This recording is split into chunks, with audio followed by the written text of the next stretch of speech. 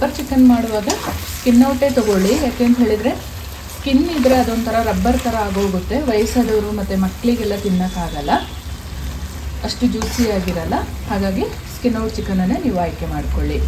ನಮಸ್ತೆ ಎಲ್ಲರನ್ನು ಸುಸಿಸ್ ಕಿಚನ್ಗೆ ಸ್ವಾಗತ ಮಾಡಿಕೊಂಡು ಇವತ್ತು ಅದ್ಭುತವಾದ ಅಡಿಗೆ ಮಾಡ್ತಾ ಇದ್ದೀನಿ. ಬನ್ನಿ ಹೇಗೆ ಮಾಡೋದು ನೋಡಿ. ಪೆಪ್ಪರ್ ಫ್ರೈ ಮಾಡ್ಕೊಳ್ಳೋಕ್ಕೆ ಮಸಾಲೆ ರೆಡಿ ಮಾಡ್ಕೊಳ್ಳೋಣ. ಈ ರೀತಿಯ ಮಸಾಲೆನ ಜಾಸ್ತಿ ಮಾಡಿ ಇಟ್ಕೊಂಡ್ರೂ ಒಳ್ಳೆಯದಾಗುತ್ತೆ. ಯಾವಾಗ ಬೇಕೋ ಆವಾಗ ಮಾಡ್ಕೊಳ್ಬೋದು.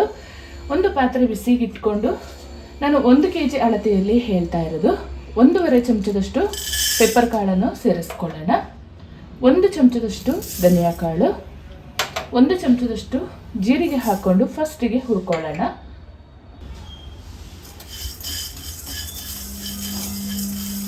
ಸ್ವಲ್ಪ ಕಪ್ಪಾಗೋ ತನಕನೂ ಹುರ್ಕೊಳ್ಬೇಕು, ಚೆನ್ನಾಗಾಗುತ್ತೆ. ಪೆಪ್ಪರ್ ಫ್ರೈ ಅಲ್ವಾ, ಸ್ವಲ್ಪ ಕಪ್ಪು ಕಲರ್ ಇದ್ರೇ ಚಂದ. ಇದು ಹುರಿಯುವಾಗನೇ ಒಂದೊಳ್ಳೆ ಪರಿಮಳ ಬರ್ತಾ ಇದೆ. ಫ್ರೈ ಮಾಡಿದರೆ ಇನ್ನೆಷ್ಟು ಚೆನ್ನಾಗಿರ್ಬೋದು ನೀವು ಯೋಚನೆ ಮಾಡಿ. ಜೊತೆಯಲ್ಲಿ ಒಂದು ರಸಮ್ ಇರಬೇಕು, ಅದ್ಭುತವಾದ ಊಟ. ಒಮ್ಮೆ ನೀವು ಟ್ರೈ ಮಾಡಿ. ಅನ್ನದ ಜೊತೆ ಪೆಪ್ಪರ್ ಫ್ರೈ ಆ್ಯಂಡ್ ರಸಮ್ ಸೇರಿಸಿ ಒಂದೊಳ್ಳೆ ಊಟ ರೆಡಿ ಮಾಡಿ. ಹೇಗೆ ಬಂತು ನನಗೆ ಕಮೆಂಟಲ್ಲಿ ತಿಳಿಸೋದನ್ನು ಮರಿಬೇಡಿ ಆಯಿತಾ.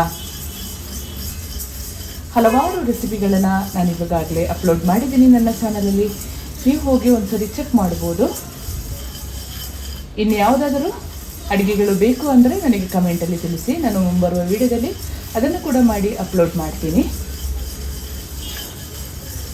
ನಿಮ್ಮೆಲ್ಲರ ಪ್ರೀತಿ ಸಹಕಾರ ನನ್ನ ಚಾನಲ್ ಮೇಲೆ ಹೀಗೆ ಇರಬೇಕು ಅಂತ ಕೇಳ್ಕೊಳ್ತಾ ಇದ್ದೀನಿ. ಹಾಗೆ ನಿಮ್ಮ ಫ್ರೆಂಡ್ಸ್ ಆ್ಯಂಡ್ ಫ್ಯಾಮಿಲಿಗೆ ಹೆಚ್ಚು ಹೆಚ್ಚು ಶೇರ್ ಮಾಡೋದನ್ನು ಮರಿಬೇಡಿ ಆಯಿತಾ. ಹಾಗೆ ಲೈಕ್ ಮಾಡಿಕೊಂಡು ವಿಡಿಯೋ ವಾಚ್ ಮಾಡಿ. ಈ ರೀತಿಯಲ್ಲಿ ಫ್ರೈ ಆಗುವಾಗ ಅರ್ಧ ಚಮಚದಷ್ಟು ಸೋಂಕಾಳನ್ನು ಸೇರಿಸ್ಕೊಳ್ಳಿ. ಚೆಂದ ಫ್ರೈ ಮಾಡಿಕೊಳ್ಳಿ. ಸೋಂಕಾಳು ಹಾಕಿದ ಮೇಲೆ ಒಂದು 4 ನಿಮಿಷ ಫ್ರೈ ಆದರೆ ಸಾಕು. ತಣ್ಣಗಾದ್ಮೇಲೆ ಸ್ವಲ್ಪ ತರಿಯಾಗಿ ಪೌಡ್ರ್ ಮಾಡಿಕೊಂಡ್ರೆ ಆಯಿತು. ಕಲ್ಲಲ್ಲಿ ಕುಟ್ಟಿ ಪುಡಿ ಮಾಡಿದರೆ ಇನ್ನೂ ರುಚಿ ಹೆಚ್ಚಾಗುತ್ತೆ.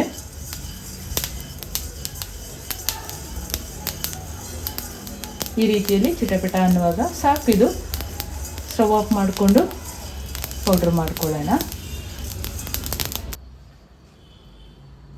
ತುಂಬ ಜನರ ರಿಕ್ವೆಸ್ಟ್ ಇತ್ತು ಪೆಪ್ಪರ್ ಚಿಕನ್ ಮಾಡಿ ಮೇಡಮ್ ಅಂತ. ಸೊ ಇವತ್ತು ನಿಮ್ಮೊಂದಿಗೆ ಶೇರ್ ಮಾಡ್ತಾ ಇದ್ದೀನಿ. ಈ ಮಳೆಗೆ ಇದು ತುಂಬ ಚೆನ್ನಾಗಾಗುತ್ತೆ. ಒಂದೊಳ್ಳೆ ಫ್ಲೇವರ್ಫುಲ್ಲಾದ ಪೆಪ್ಪರ್ ಚಿಕನನ್ನು ತೋರಿಸ್ತಾ ಇದ್ದೀನಿ. ಬಹಳ ಸುಲಭ ಮಾಡಿಕೊಳ್ಳೋದು. ನಾನಿಲ್ಲಿ 1 kgಯಷ್ಟು ಸ್ಕಿನ್ ಔಟ್ ಚಿಕನನ್ನು ತೊಗೊಂಡಿದ್ದೀನಿ. ಬನ್ನಿ ಮಾಡ್ಕೊಳ್ಳೋದು ಹೇಗೆ ನೋಡೋಣ. ನಾವು ಚಿಕನ್ ಫ್ರೈ ಮಾಡ್ಕೊಳ್ಳಲು ಒಂದು ಅಗಲವಾದ ದಪ್ಪ ಬಾಣಲೆನೇ ಇಟ್ಕೊಳ್ಳೋಣ. ಅದು ಚೆನ್ನಾಗಾಗುತ್ತೆ ನಾವು ಫ್ರೈ ಮಾಡುವಾಗ ತಿರುಗಿಸ್ಕೊಳ್ಳಲಿಕ್ಕೆಲ್ಲ. ಒಂದು 3 ಚಮಚದಷ್ಟು ಎಣ್ಣೆ ಹಾಕ್ಕೊಳ್ತಾ ಇದ್ದೀನಿ. ಸ್ವಲ್ಪ ಎಣ್ಣೆ ಜಾಸ್ತಿನೇ ಬೇಕಾಗುತ್ತೆ, ಚೆನ್ನಾಗಾಗುತ್ತೆ. ಫಸ್ಟಿಗೆ ಎಣ್ಣೆ ಬಿಸಿಯಾಗಿದೆ. ಕರಿಬೇವನ್ನ ಒಂದು 3 ಕಡ್ಡಿಯಷ್ಟು ಹಾಕ್ಕೊಂಡಿದ್ದೀನಿ. ಇದನ್ನು ಫ್ರೈ ಮಾಡಿಕೊಂಡು ಎತ್ತಿಟ್ಕೊಳ್ಳೋಣ.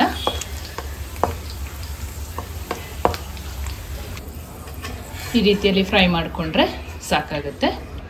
1 ಗಡ್ಡೆಯಷ್ಟು ಬೆಳ್ಳುಳ್ಳಿನ ಜಜ್ಜಿ ಹಾಕ್ಕೊಂಡಿದ್ದೀನಿ. ಅದನ್ನು ಕೂಡ ಫ್ರೈ ಮಾಡಿಕೊಂಡು ಎತ್ತಿಟ್ಕೊಳ್ಳೋಣ. ಅದು ನಮ್ಮ ಚಿಕನ್ ಫ್ರೈ ಎಲ್ಲ ಆದ ಮೇಲೆ ಮೇಲ್ಗಡೆಯಿಂದ ಹಾಕಬೇಕು. ಫ್ಲೇವರ್ ತುಂಬ ಚೆನ್ನಾಗಿರುತ್ತೆ.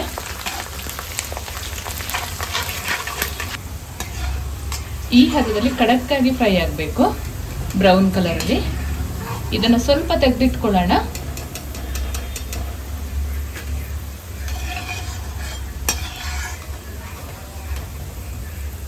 ಎರಡು ಮೀಡಿಯಂ ಸೈಜ್ ಈರುಳ್ಳಿನ ಕಟ್ ಮಾಡಿ ಇಟ್ಕೊಂಡಿದ್ದೀನಿ. ಅದನ್ನು ಸೇರಿಸ್ಕೊಳ್ಳೋಣ. ಚೆಂದ ಫ್ರೈ ಮಾಡ್ಕೊಳ್ಳೋಣ.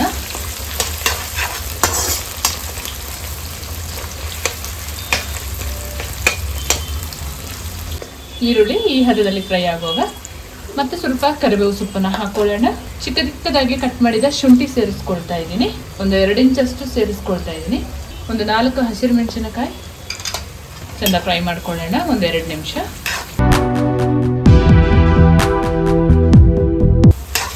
ನೀವು ಹಸಿರು ಮೆಣಸಿನಕಾಯಿ ಬೇಡ, ಪೆಪ್ಪರ್ ಖಾರನೇ ಸಾಕಾಗುತ್ತೆ ಅಂದರೆ ಹಸಿರು ಮೆಣಸಿನಕಾಯಿ ಸ್ಕಿಪ್ ಮಾಡ್ಬೋದು. ಒಂದು ಟೊಮೆಟೊನ ಸಣ್ಣದಾಗಿ ಕಟ್ ಮಾಡಿ ಇಟ್ಕೊಂಡಿದ್ದೀನಿ, ಅದನ್ನು ಸೇರಿಸ್ಕೊಳ್ತಾ ಇದ್ದೀನಿ. ಈ ಹದದಲ್ಲಿ ಟೊಮೆಟೊ ಎಲ್ಲ ಬೇಯುವಾಗ ನಾವು ತೊಳೆದಿಟ್ಕೊಂಡ ಚಿಕನನ್ನು ಹಾಕೊಳ್ಳೋಣ. ಸ್ವಲ್ಪವೂ ನೀರು ಬೇಡ, ಚೆನ್ನಾಗಿ ಹಿಂಡಿ ತಗೊಳ್ಳಿ, ಅವಾಗ ಚೆನ್ನಾಗಾಗುತ್ತೆ. ಬೇಕಿದ್ರೆ ನಿಮಗೆ ಎಣ್ಣೆಯಲ್ಲಿ ಫ್ರೈ ಮಾಡೋದು ಬೇಡ ಅಂತ ಹೇಳಿದರೆ ಸ್ವಲ್ಪ ನೀರು ಹಾಕಿ ಕೂಡ ಬೇಯಿಸ್ಕೊಳ್ಬೋದು. ಏನಕ್ಕೆ ನೀರು ಹಾಕದೆ ಮಾಡಿ ಅಂತ ಹೇಳಿದರೆ, ಈ ಪೆಪ್ಪರ್ ಫ್ರೈ ಮಾಡಿ ಇಟ್ಕೊಂಡ್ರೆ 1 ವಾರ ಎಲ್ಲ ಹಾಳಾಗಲ್ಲ, ಇದು ಅಷ್ಟು ಚೆನ್ನಾಗಿರುತ್ತೆ. ಎಣ್ಣೆಯಲ್ಲೇ ಫ್ರೈ ಮಾಡಿಕೊಂಡು ಬೇಯಿಸ್ಕೊಂಡ್ರೆ. ಸಣ್ಣ ಸಣ್ಣ ಮಕ್ಕಳು ಮತ್ತು ವಯಸ್ಸಾದವರೆಲ್ಲ ಇದ್ದರೆ ನೀವು ಸ್ವಲ್ಪ ನೀರು ಹಾಕ್ಕೊಂಡು ಬೇಯಿಸ್ಕೊಳ್ಬೋದು, ಆವಾಗ ಸ್ವಲ್ಪ ಚಿಕನ್ ಜ್ಯೂಸಿಯಾಗಿರುತ್ತೆ. ಈ ಥರ ಪೆಪ್ಪರ್ ಚಿಕನ್ ಮಾಡಿ ಒಂದು ರಸಮ್ ಇದ್ದರೆ ಅದ್ಭುತವಾದ ಊಟ, ತುಂಬ ಚೆನ್ನಾಗಿರುತ್ತೆ. ಇದು ರಸಮ್ ಜೊತೆ, ಅನ್ನದ ಜೊತೆ ಕಾಂಬಿನೇಷನ್.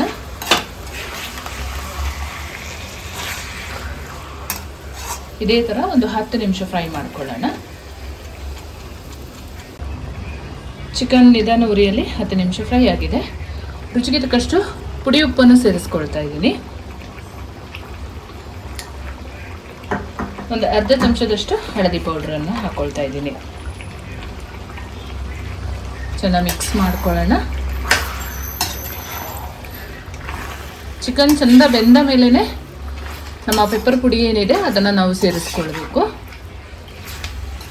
ಆ ಪೆಪ್ಪರ್ದು ಫ್ಲೇವರ್ ಇರಬೇಕು. ಹಾಕಿ ಒಂದು 5 ನಿಮಿಷ ಫ್ರೈ ಮಾಡಿಕೊಂಡು ಆಫ್ ಮಾಡಿಕೊಳ್ಳುವಂಥದ್ದು. ಈ ಹದದಲ್ಲಿ ಚಿಕನ್ ಫ್ರೈ ಆಗುವಾಗ ತರಿಯಾಗಿ ಕುಟ್ಟಿ ತಗೋಬೇಕು, ಜಾಸ್ತಿ ನೈಸ್ ಮಾಡ್ಕೋಬಾರ್ದು. ಪೆಪ್ಪರನ್ನು ಹಾಕ್ಕೊಳ್ಳೋಣ. ಈಗ ಚೆನ್ನಾಗಿ ಮಿಕ್ಸ್ ಮಾಡಿಕೊಂಡು ಒಂದು 5 ನಿಮಿಷ ನಿಧಾನ ಉರಿಯಲ್ಲಿ ಬೇಯಿಸ್ಕೊಂಡ್ರೆ ಸಾಕಾಗುತ್ತೆ.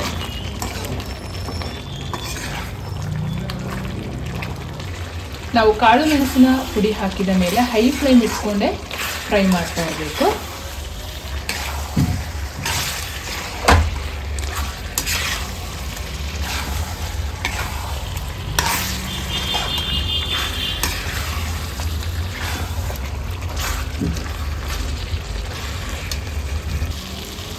ನಮ್ಮ ಪೆಪ್ಪರ್ ಚಿಕನ್ ನೋಡಿ ಈ ರೀತಿಯಲ್ಲಿ ರೆಡಿಯಾಗಿದೆ. ಇವಾಗ ಒಂದು ಲೆಮನನ್ನು ಹಿಂಡಿ ಇಟ್ಕೊಂಡಿದ್ದೀನಿ, ಅದನ್ನು ಹಾಕೊಳ್ಳೋಣ. ಯಾವತ್ತು ಇಂಥ ಫ್ರೈಗೆಲ್ಲ ಎಣ್ಣೆ ಸ್ವಲ್ಪ ಜಾಸ್ತಿ ಇರಬೇಕು. ನಾವೊಂದು 3-4 ದಿನ ಇಟ್ಕೊಂಡು ತಿಂತೀವಲ್ವ, ಸೊ ಬಿಸಿ ಮಾಡುವಾಗ ಎಣ್ಣೆ ಇದ್ದರೆ ಬೇಗ ಹಾಳಾಗಲ್ಲ. ಲೆಮನ್ ಜ್ಯೂಸನ್ನು ಸೇರಿಸ್ಕೊಳ್ಳೋಣ. ನಿಮ್ಮ ಮನೆಯಲ್ಲಿ ಕಾಚನ್ ಪುಡಿ ಇದ್ದರೂ ಅದು ಕೂಡ ಹಾಕೋಬೋದು. ಇದು ಯಾವುದು ಇಲ್ಲ ಅಂತ ಹೇಳಿದರೆ ಸ್ವಲ್ಪ ಹುಣಸೆ ಹಣ್ಣಿನ ರಸ ಕೂಡ ಹಾಕ್ಕೊಂಡು ಮಾಡ್ಕೋಬೋದು. ಸಾಕಿದು. ನಾವು ಫ್ರೈ ಮಾಡಿ ಬೆಳ್ಳುಳ್ಳಿ ಇಟ್ಕೊಂಡಿದ್ವಲ್ಲ, ಅದನ್ನು ಮೇಲ್ಗಡೆಯಿಂದ ಹಾಕೊಳ್ಳೋಣ.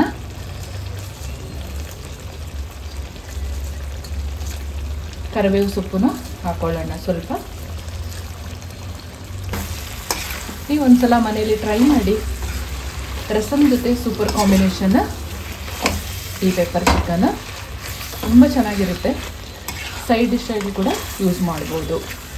ಸೂಪರ್ ಆದ ಸಿಂಪಲ್ ಆಗಿ ಮಾಡುವಂಥ ಪೆಪ್ಪರ್ ಚಿಕನ್ ಈ ರೀತಿಯಲ್ಲಿ ರೆಡಿಯಾಗಿದೆ. ಮಾಡೋದು ತುಂಬ ಸುಲಭ, 10ರಿಂದ 15 ನಿಮಿಷ ತಗೊಳ್ಳುತ್ತೆ ಅಷ್ಟೇ. ಬೇಕಿದ್ರೆ ಮೇಲ್ಗಡೆಯಿಂದ ಸ್ವಲ್ಪ ಕೊತ್ತಂಬರಿ ಸೊಪ್ಪನ್ನು ಹಾಕ್ಕೊಳ್ಳಿ. ಮತ್ತು ಇನ್ನೊಂದು ಪೌಡ್ರನ್ನು ನಾವು ಮನೆಯಲ್ಲೇ ರೆಡಿ ಮಾಡಿದರೆ ತುಂಬ ರುಚಿಯಾಗಿರುತ್ತೆ. ಹೊರಗಡೆಯಿಂದ ತಂದಿದ್ದು ಅಷ್ಟು ಚೆನ್ನಾಗಿರಲ್ಲ. ಒಂದ್ಸಲ ಟ್ರೈ ಮಾಡಿ.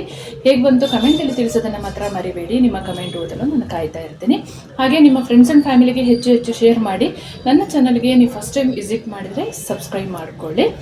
ಮುಂದೆ ಅದ್ಭುತವಾದ ಅಡುಗೆಯೊಂದಿಗೆ ನಿಮ್ಮನ್ನು ಭೇಟಿ ಮಾಡ್ತೀನಿ. ಅಲ್ಲಿವರೆಗೂ ತುಂಬ ಹೃದಯದ ಧನ್ಯವಾದಗಳು.